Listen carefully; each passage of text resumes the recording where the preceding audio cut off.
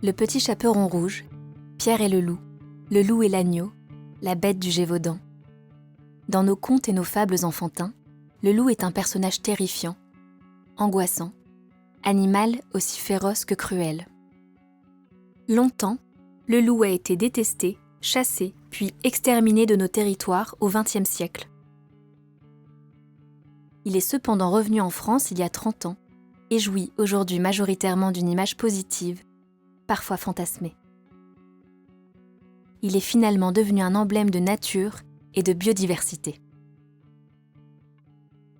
Si on interroge des gens sur leur perception du retour du loup sur le territoire français, donc c'est une opinion majoritairement favorable parce que la population agricole représente une très faible proportion de nos sociétés, qu'on a dans une majorité d'urbains ou de suburbains, pour qui la présence concrète du loup sur un territoire, c'est très lointain.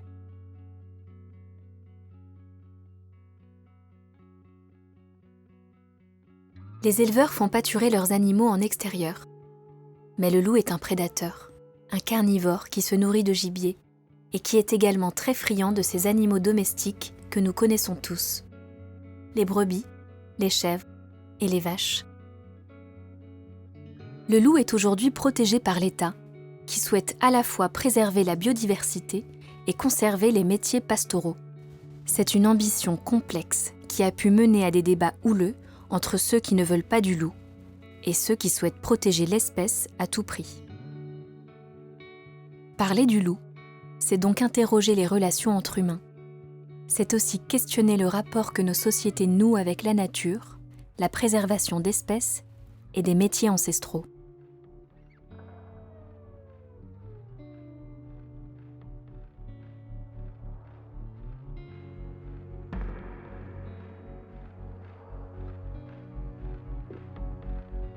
C'est avec toutes ces questions que nous sommes partis sur les routes. Nous, 6 étudiants passionnés et soucieux de s'éloigner des débats stériles et stéréotypés. Nous nous sommes déplacés à travers la France à la rencontre des personnes impactées par la présence du loup. Notre objectif ? Mieux comprendre leur métier, leurs problématiques et les réponses apportées.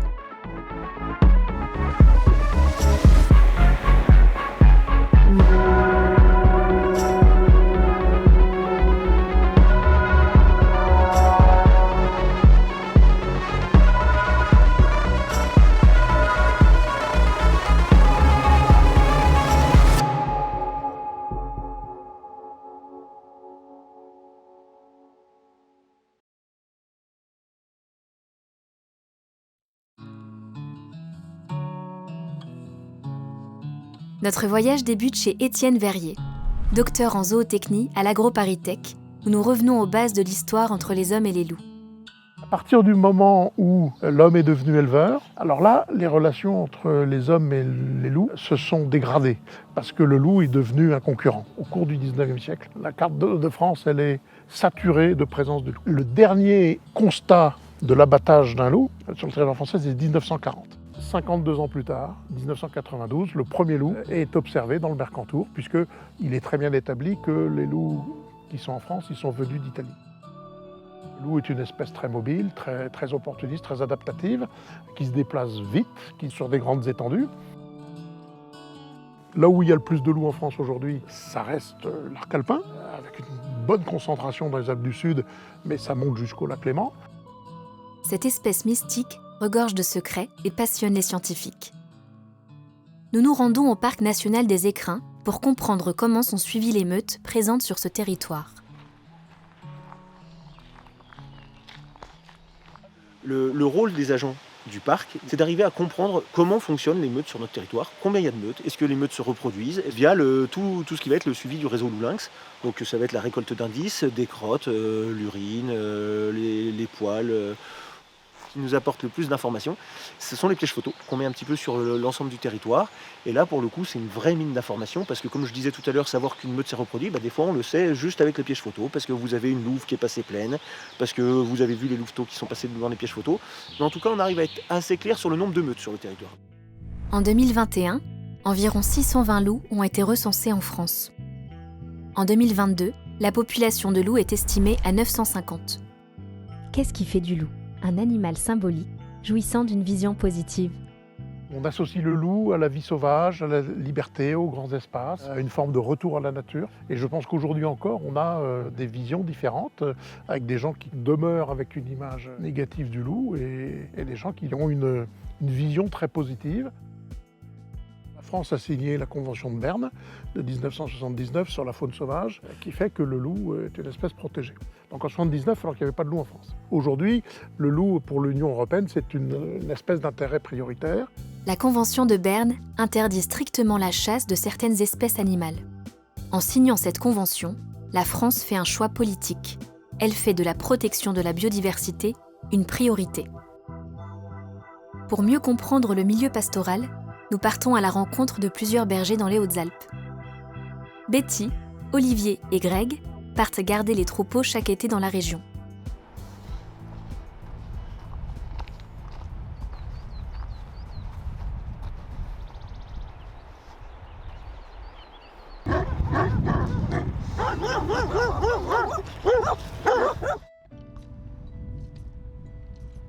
On suit le cours de l'herbe, c'est petit à petit on monte pour après au mois d'août finir vraiment sur les crêtes, ce qu'on appelle être en crête, donc tous les troupeaux sont vraiment plus hauts.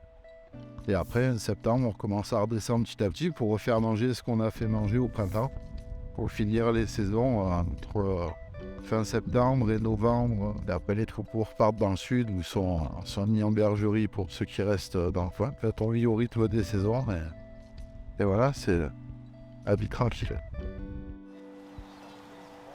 Toutes les méthodes que nos anciens nous ont transmises sont devenues obsolètes à cause du beau. Je suis l'un des derniers jeunes bergers à avoir connu la garde sans. Donc quand j'ai attaqué, il n'y avait pas de loup, je partais, j'avais 800 brebis, un seul chien de conduite.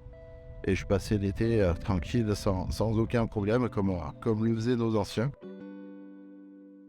Dans sa bergerie, Olivier possède une double casquette. Il est à la fois éleveur de brebis à l'année et berger en saison estivale.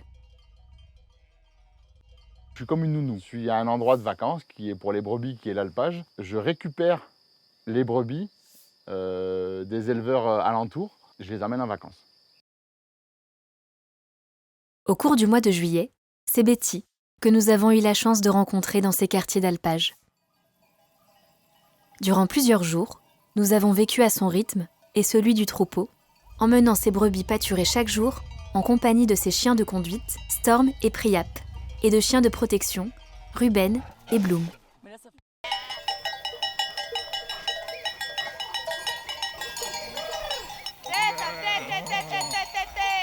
Allez, ramène! Viens mon chien, Mimi. J'adore comment il fait, tu vois. Mon Mimi d'amour. Storm, viens mon cœur. Viens mon cœur, viens. Viens maman, là. Tu vois, mine de rien, j'aimerais bien qu'elle le mange ça. Hein. Les orties. Hein, Ça, elles peuvent le manger, les orties? Oui, elles le mangent. Oui, elle le mange. Mais si elles choisissent l'herbe aux orties, tu choisis, je sais pas, entre McDo et un truc gastro, un repas gastro, tu vas prendre le repas gastro. Storm, en haut. Voilà. C'est quoi? Bouh. Quand il était bébé, c'est ce qu'il faisait. Il allait vers les brebis, il leur faisait peur. Pour lui, en fait, il leur fait peur. C'est bouh. Je te fais bouh. Et là, tu vois, quand t'es berger, t'es là, tu te dis, j'aimerais bien aller voir là-bas. J'aimerais bien, je suis déjà curieuse d'aller voir. Mais on va déjà bien manger ici. Il y a de quoi manger. Il y a largement de quoi manger. Hein. Je pense que je vais voir pour rester le plus longtemps possible. Hein. C'est quand tu fais une saison entière que tu peux dire si tu peux rajouter des bêtes ou non. Tu vois, c'est pas pâturé, tu vois. Là, ça fait trop. Tu sens quand tu marches, ça fait une moquette. Et ce coup, faut essayer de bien pâturer. Tu vois, parce que là, elle l'écrase et c'est dommage. C'est dommage. Et le but, c'est pas de... Je pars du principe qu'on évite de gaspiller. Ça fait des belles choses. Mais il faut pâturer. Et tu vois, c'est pas que en un passage. Alors, quand tu as beaucoup de bêtes, en un passage, elles vont toutes manger. Mais des fois, il faut plusieurs passages. Et là, tu vois, pendant au moins 2 semaines, je pense que je vais faire ce parcours-là. Voilà.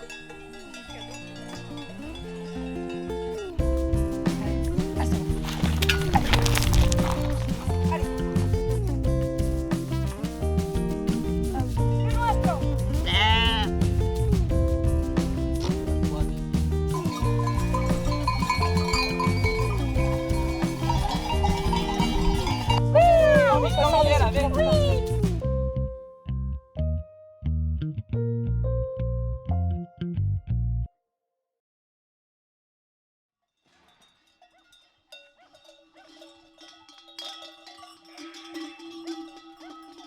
qui veulent faire un métier à la cool, qui ne viennent pas faire berger, quoi.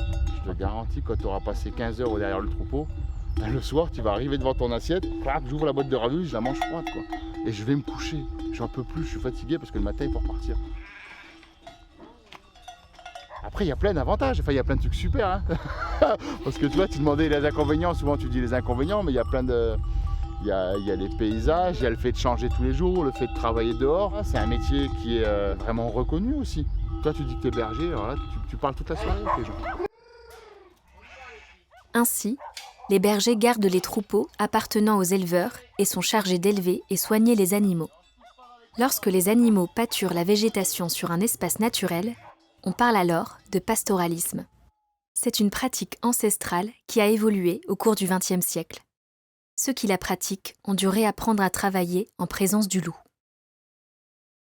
Très récemment dans l'histoire, on a réussi à supprimer cette espèce de certains de nos territoires, en France en tout cas, de tout le territoire national, pendant quasiment 60 ans. 60 ans, c'est plusieurs générations de personnes, suffisamment pour oublier ce que c'était qu'un loup et comment on travaillait avec. Et bien un peu tout à réinventer en fait. Quelques générations de personnes ont suffi à tout oublier, ou en tout cas une grande partie. Comment on fait pour faire de l'élevage quand on a des loups à côté? En tout cas, le métier change, sauf que nous, on travaille avec du vivant. Moi, je dois m'adapter au changement de pratique. Mais les brebis, elles aussi, elles doivent s'adapter, quoi. Elles doivent comprendre que le soir, il faut rentrer à la cabane, quoi. Alors qu'avant, elles étaient en crête le soir. Dans les Alpes du Sud, nous avons rencontré des éleveurs impactés par la prédation du loup sur leurs troupeaux. Face à ça, ils ont dû changer leur façon de travailler. On a eu une grosse attaque, on a perdu 12 ou 13 bêtes d'un coup. En 2010, on s'est fait dégommer par les loups, mais alors en long, en large, dans tous les côtés. Avant, on perdait 1 ou 2 brebis par an. Tu perds une brebis, tu te fais bouffer une brebis, bon, c'est la faune sauvage, que ce soit du sanglier ou du loup, tu acceptes les... Tu vis ici, donc tu acceptes. Là, là, t'acceptes plus. Les attaques ont de fortes conséquences sur les troupeaux. Paniquées, les brebis peuvent s'enfuir et se disperser dans la montagne, les rendant plus vulnérables face aux loups. Flavie et Damien sont éleveurs en Haute-Savoie. Après avoir subi plusieurs attaques, ils les craignent et guettent constamment le danger, jour comme nuit. Le loup, c'est un enfant. Un enfant, vous lui mettez une plaque de chocolat sur la table. Il va pas aller faire le tour de la maison pour aller en chercher une autre. Le loup, vous lui mettez un troupeau qui court pas trop devant les yeux. Il est pas fou, De m'adapter par rapport au loup, ouais. C'est des moments éprouvants. Et des fois, j'ai voulu baisser les bras. Et puis, étant père de famille, j'ai toujours dit à mes enfants, c'est pas de problème, il y a que des solutions.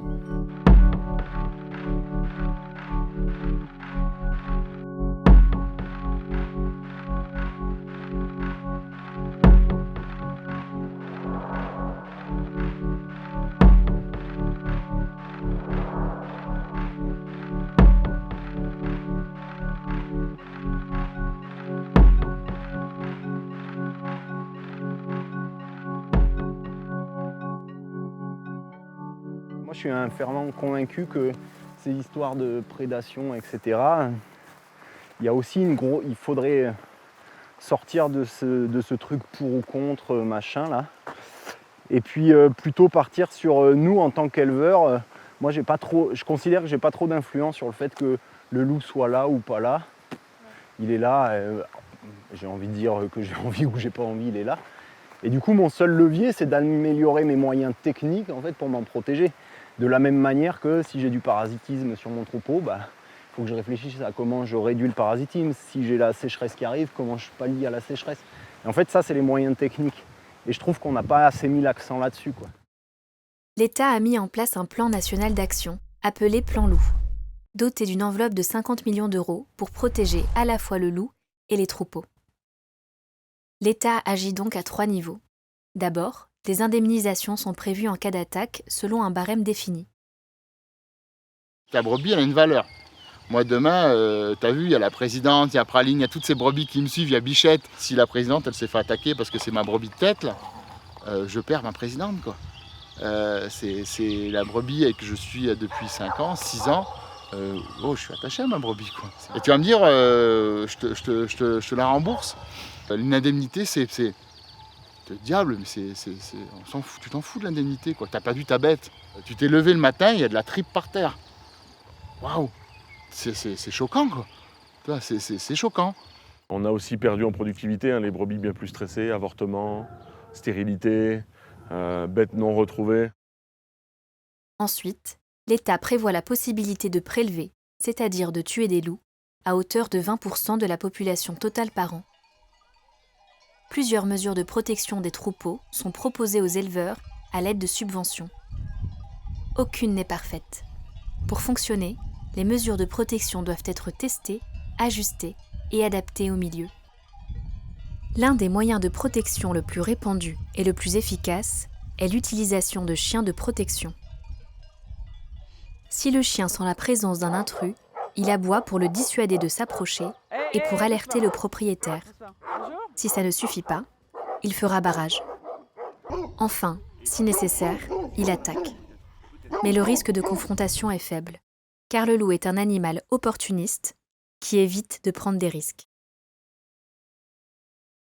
Mettre un chien de protection, c'est un boulot de dingue pour l'éleveur, quoi. Ça prend du temps. Hein. Un chien, il n'est pas opérationnel, c'est pas une machine. Hein. C'est pas, t'arrives, clac, le chien, je prends un chien et je le mets dans mon troupeau et puis voilà, il connaît mes brebis, les brebis connaissent le chien, il est bien éduqué. Non, il y a peut-être même des éleveurs qui n'ont pas d'affinité avec les chiens, quoi. Il y a même des gens qui n'aiment pas les chiens, tu vois. Mais la mise en place d'un chien de protection n'est pas une mince affaire pour les éleveurs. Certains sont accompagnés et conseillés.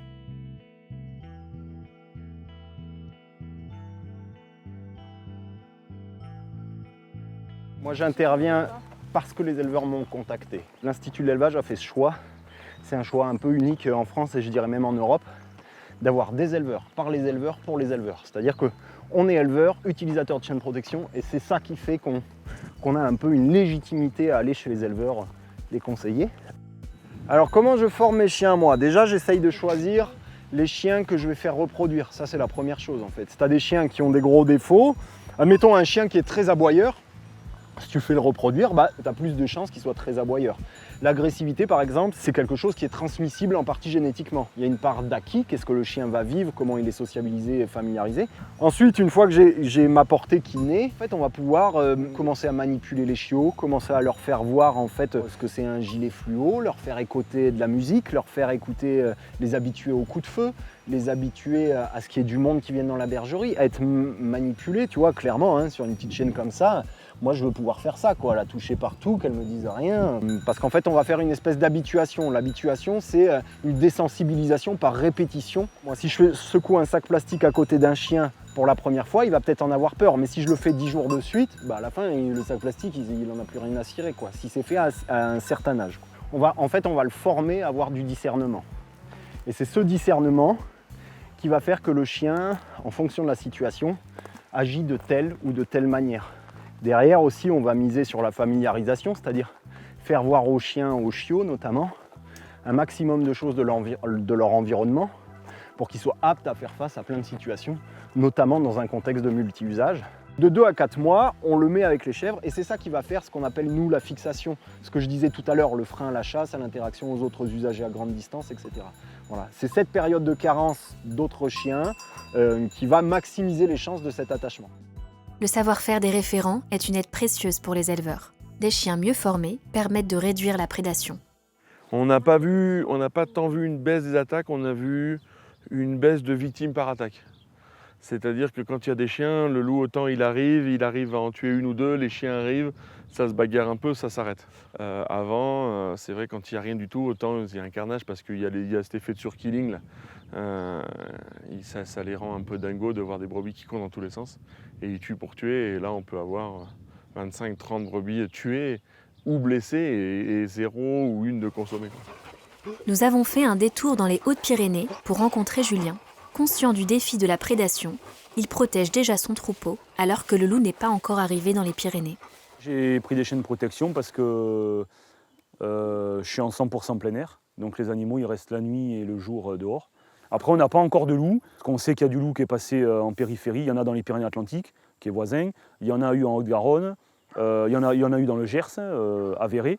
Et donc le fait de passer en cercle 3 loups, ça donne aux éleveurs la possibilité d'être subventionnés pour les chiens, d'avoir ces subventions, et c'est un peu pour pousser les éleveurs à dire bon, équipez-vous, parce que quand le loup il va arriver, vous aurez déjà des chiens. Les chiens ne permettent pas une protection efficace à 100%. C'est pourquoi il est nécessaire d'utiliser plusieurs méthodes complémentaires. Par contre, la protection, c'est pas soit ça ou soit ça. C'est un ensemble de protection. Garde, surveillance, chien, grillage et filet. D'où l'intérêt de faire ton diagnostic avant, de savoir ce que tu as autour, t'es où isolé, comment est ton terrain, comment tu travailles, si tu vas garder à la montagne, il faut prendre tous les paramètres en compte. Donc en fait, quand on veut éviter la prédation, il faut une présence humaine toute la journée. T'en as deux qui sont dans la pâture à côté, regarde. Oh putain, les deux ça. Alors comment procède-t-on pour les faire revenir, essayer de les faire revenir dans le troupeau? Si elles sont bien gentilles, elles vont y aller. D'habitude, on avait un chien, mais on n'a plus de chien. Si quelqu'un peut les pousser un peu... Moi je veux bien, sinon. Là, si je vais essayer de passer de l'autre côté pour les ramener là, elles vont passer. Les poussez pas trop, qu'elles passent pas au-dessus. Allez!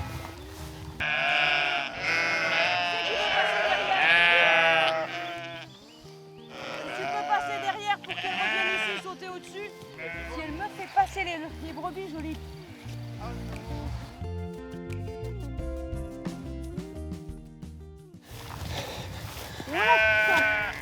Oh, vous allez voir un peu, si je vais me charger de votre tête là.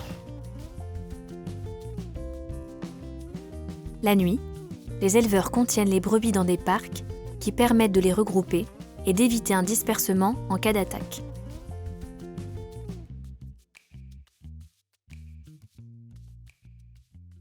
En moins d'une demi-heure, je me suis déjà levée 4 fois.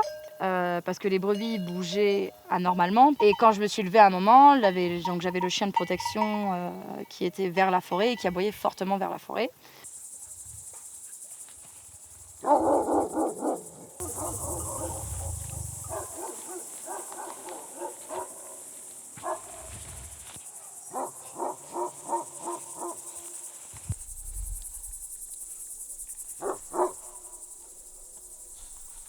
Les changements de pratique sont en réalité perpétuels. Se réadapter permet de déstabiliser le loup pour le dissuader de passer à l'attaque. Toute cette organisation-là, elle est compliquée à faire. Parce qu'il y a les chiens de protection, ça veut dire il y a les croquettes, il y a les filets, il y a les postes électriques. C'est un budget. Il y a des aides, mais elles sont loin d'être à 100%. Hein. Elles te coûtent toujours de l'argent, elles te coûtent toujours de l'énergie. Donc voilà, tout ça, c'est ce qu'on met en place justement pour se protéger. La présence humaine est indispensable pour lutter contre la prédation. C'est un travail éreintant que de guetter le danger jour et nuit. Les loups peuvent rôder autour des troupeaux plusieurs nuits d'affilée, attendant la moindre faille pour attaquer. Les bergers et les chiens sont épuisés. Face à cette pression, il arrive de craquer.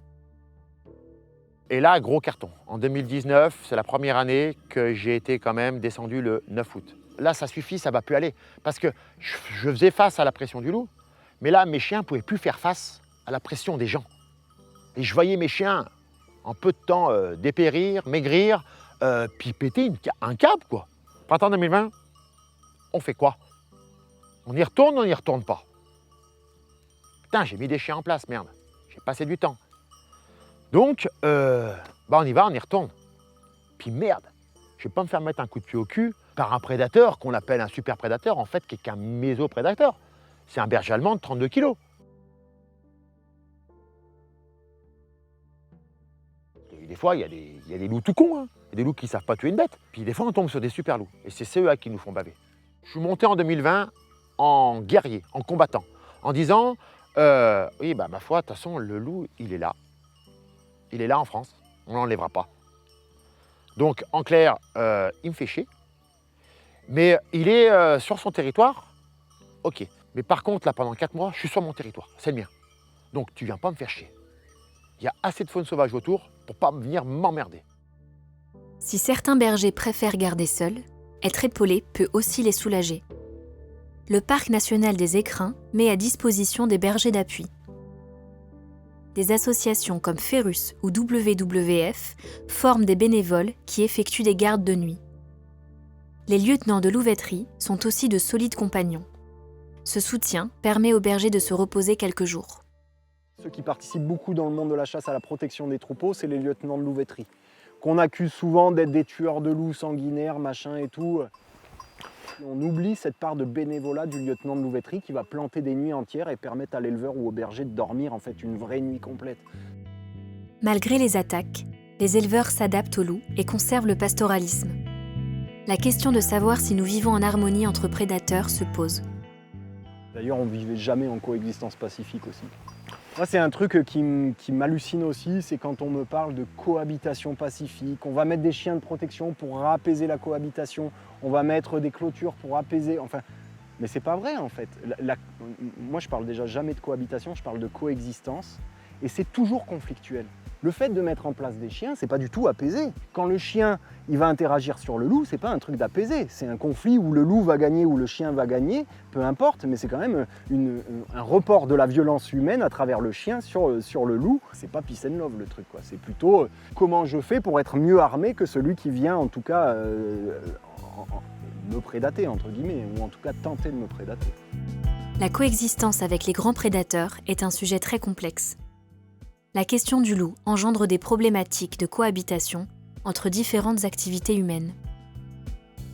La montagne est un territoire partagé entre les activités économiques, agricoles et touristiques, qui s'associent parfois avec difficulté.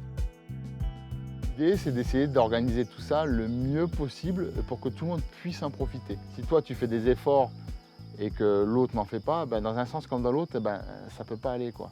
Il y a forcément des frictions et donc tu as des gens qui viennent et disent oui, mais faites comme vous voulez, la montagne elle appartient à tout le monde. Tu dis ouais, elle appartient à tout le monde, mais moi je la paye quand même. C'est surtout avec les randonneurs, utilisateurs occasionnels de la montagne, que se posent les problèmes. Ils ne sont pas habitués à la présence des chiens, massifs et bruyants, qui viennent les renifler en leur aboyant dessus.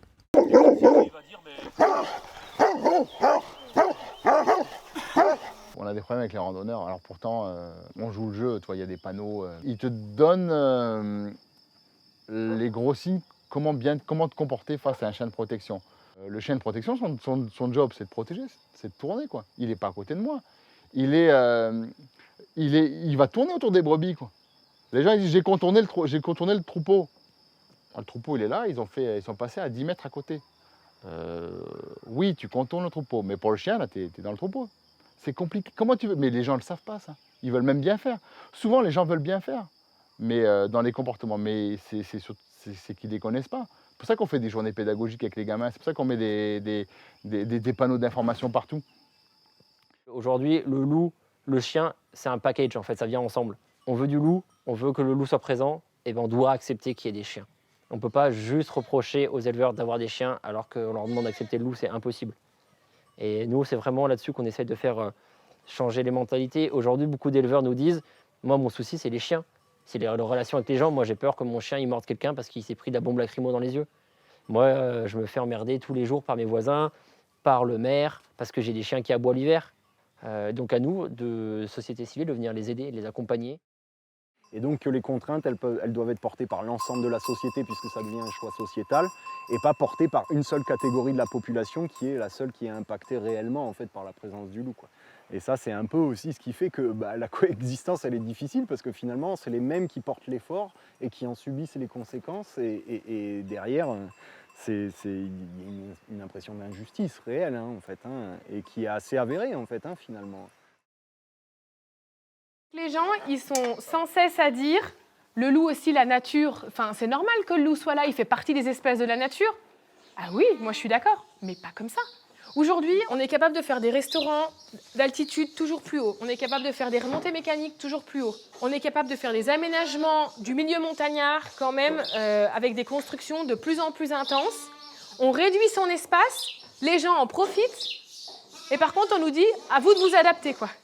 Vous voyez, donc il y a un moment, sans me faire l'avocat du diable, bah ouais, le loup, en fait, il nous tape nous parce qu'il n'a plus d'espace, quoi. Les espaces naturels sont ainsi partagés entre tous. Chacun doit comprendre et accepter la présence de l'autre. Agriculteurs, touristes, faune et flore, la coexistence entre ces utilisateurs de la montagne est multiple. Aujourd'hui, il est nécessaire de se questionner sur les modes d'agriculture que nous souhaitons voir perdurer sur nos territoires. Il faudra quand même bien qu'on arrive à s'entendre entre les randonneurs, les chasseurs, tous les utilisateurs de la nature, pour continuer à avoir des espaces qui soient découverts, que chacun puisse aller s'y promener, et puis qu'on puisse avoir une variété de la biodiversité au niveau des fleurs, des plantes, etc., comme des animaux qui y vivent. C'est le partage, tout simplement.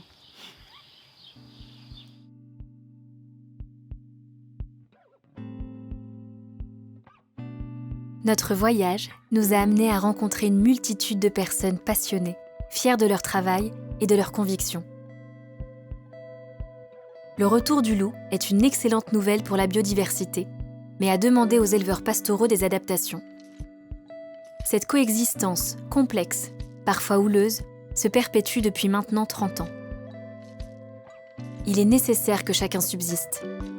L'un pour son apport à l'équilibre naturel et à la biodiversité, l'autre parce qu'il répond aux attentes sociétales d'un élevage plus respectueux de l'environnement et du bien-être animal. L'adaptation à la présence du loup ne concerne pas uniquement quelques territoires de montagne. C'est le symbole d'un fossé grandissant entre la civilisation urbaine et rurale. L'histoire entre l'humain et le loup est ancrée dans nos gènes. Cette relation a toujours été une perpétuelle adaptation, éprouvante mais vitale pour l'espèce humaine et le reste de la nature. Coexister est la seule manière d'être.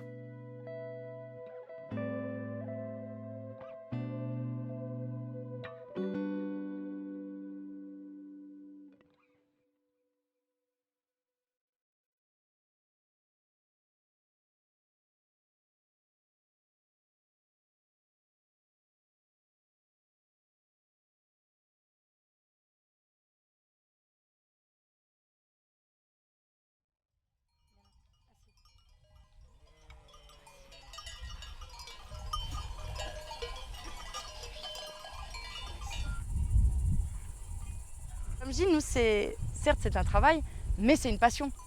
Et c'est plus, moi, quand on me dit c'est ton boulot, je ne le considère pas comme un travail, c'est une passion. Bon, le jour où il pleut, où il tombe des cordes, ouais, t'es vachement moins motivé quand même à y aller. Même les chiens. Hein. Parce que le berger, je pense qu'il est un peu comme les montagnes. Le matin, on peut être très heureux et le soir très triste. On a le temps de penser à tellement de choses. On pense à elle et ça nous arrive d'être nostalgique, de penser à nos familles, à nos amis. Je me dis toujours que j'espère juste qu'elles soient bien les brebis. C'est beaucoup d'inquiétude en fait au bout du compte. On s'inquiète toujours pour elles.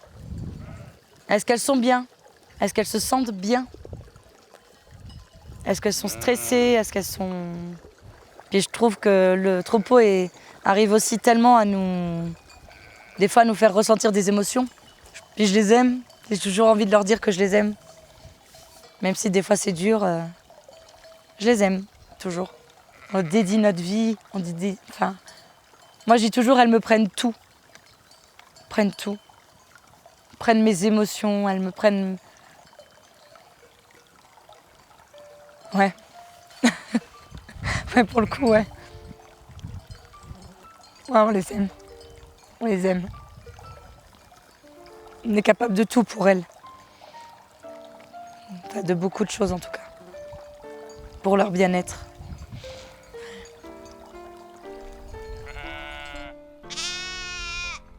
Moi, celle que j'aime bien comme chanson, que j'écoute souvent en montagne et que j'adore chanter, c'est « Hier encore, j'avais 20 ans, je caressais le temps et jouais de la vie, comme on joue de l'amour et je vivais la nuit. Et jouais de la vie, comme on joue de l'amour et je vivais la nuit.